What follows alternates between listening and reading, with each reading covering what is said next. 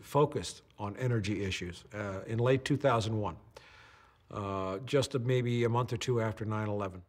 I was contacted by a geologist, a brilliant guy named Dale Allen Pfeiffer, who introduced me to the concept of peak oil and the basic issues about energy, and helped me to realize that there was a great deal of evidence in 2001, not only that peak oil was very real, but that government agencies were acting and responding as if it was very real.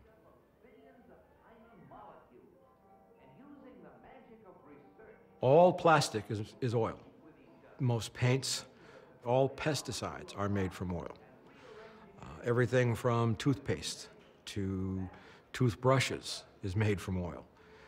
There are 7 gallons of oil in every tire. There is nothing anywhere in any combination that will replace the edifice built by fossil fuels. Nothing.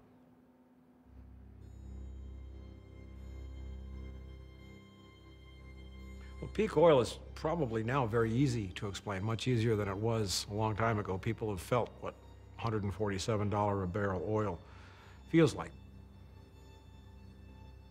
Essentially, peak oil is like, if you know what a bell curve is, goes up, comes down. Peak oil is the point of oil production when you're at the top of the bell curve.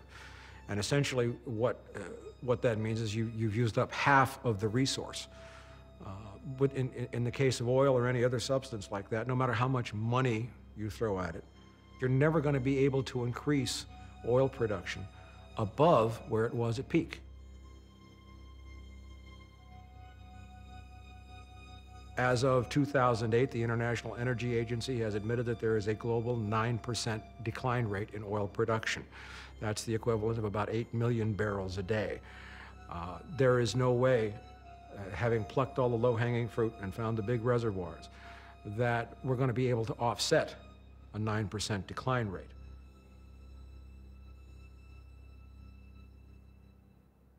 From a detective standpoint, if you're trying to assemble a case, the multidimensional aspects of a case, means, motive, opportunity, to understand what kind of force drives events.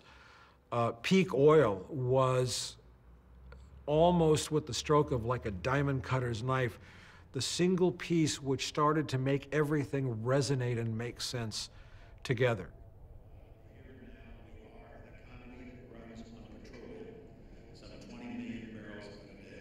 You will recall that when the Bush administration took office in January 2001, a National Energy Policy Development Group, the NEPDG, was formed and placed under the exclusive, private, absolute control of Vice President Dick Cheney.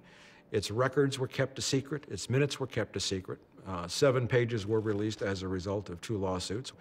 And it clearly shows that that task force was looking, saying, how much oil is there? Where is it? Who owns it? They knew that this was coming for a long time. It's been known that this event, this collapse, this crash was coming. Who they were. We can't even get information as to who was involved and what they were doing. First of all, if you think there might be oil someplace, then what you do is you go drill a test well.